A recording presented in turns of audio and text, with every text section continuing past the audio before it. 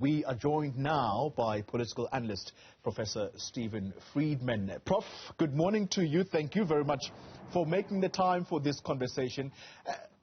Your overall sense around this motion of no confidence against the president and indeed his cabinet.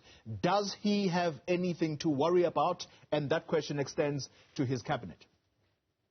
Good morning, Tori. No, he doesn't have anything to worry about, and neither does the cabinet. I mean, he has the votes. As your reporter has said, this is really about sending messages to the electorate.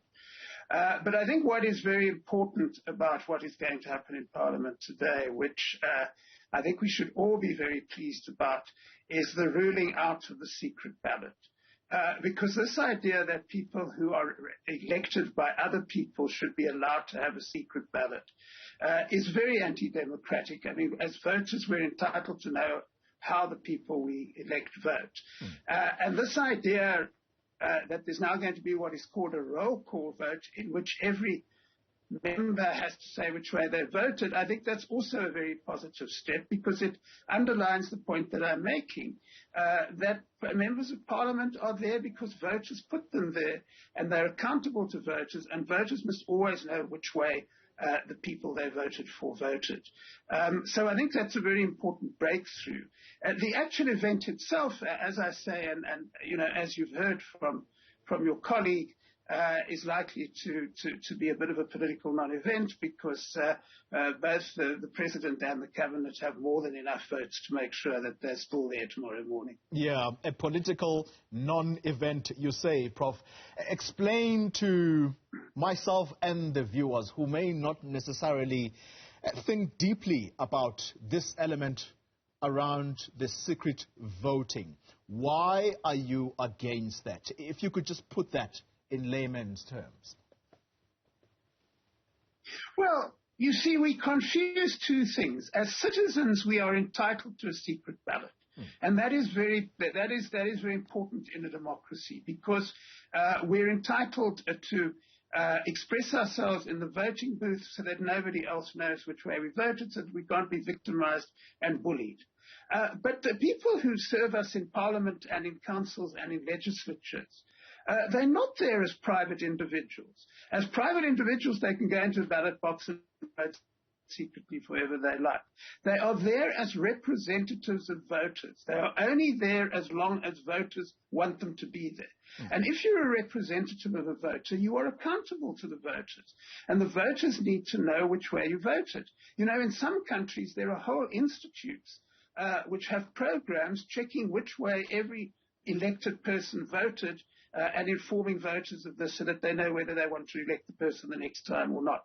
So this idea that people who are elected by other citizens should be able to hide away from their voters, because that's in effect what it is. You're hiding away from the people who voted for you because you don't want them to know what you did. That is not how a democracy ought to be conducted. I don't know of any democracy in the world which allows votes of this sort to be held in a secret ballot, precisely because people who are elected are accountable to the people who elected them.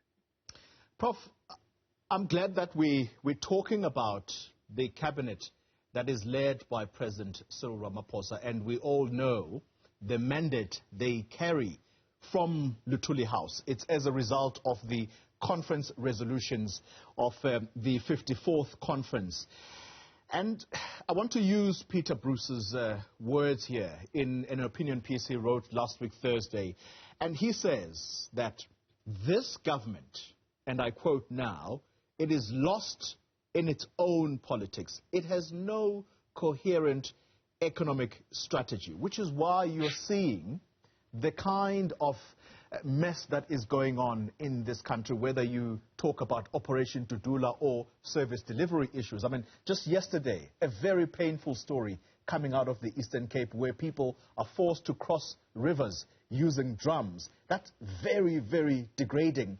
The ANC government has been in power for 28 years now. Surely, as relaxed as they should be about this being a non-political event, they should worry about 2024, shouldn't they?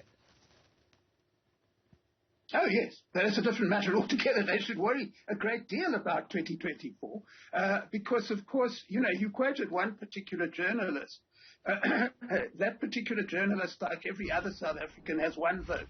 But, what matters at the end of the day is not what one journalist says, but what the majority of voters think. And, of course, the majority of voters sent a very clear message last November, which I can assure you is worrying the ANC a great deal. So we are headed into next year, the first general election in our democratic history where we don't know who will win. We obviously know the ANC will be the biggest party, but the ANC could find itself in a position where, although the biggest party, it doesn't have nearly enough votes to govern, and then you have the sort of situation we've seen in some of the metros where there has to be some kind of attempt to put together some sort of government. So that they need to be worried about, but it brings me back to my point. This, democracy is about what voters want. Yeah.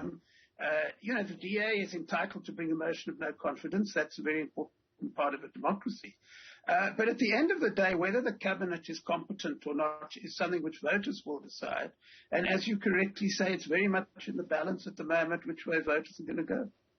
Professor Stephen Friedman, thank you very much for your insight on these matters. Always a pleasure talking to you.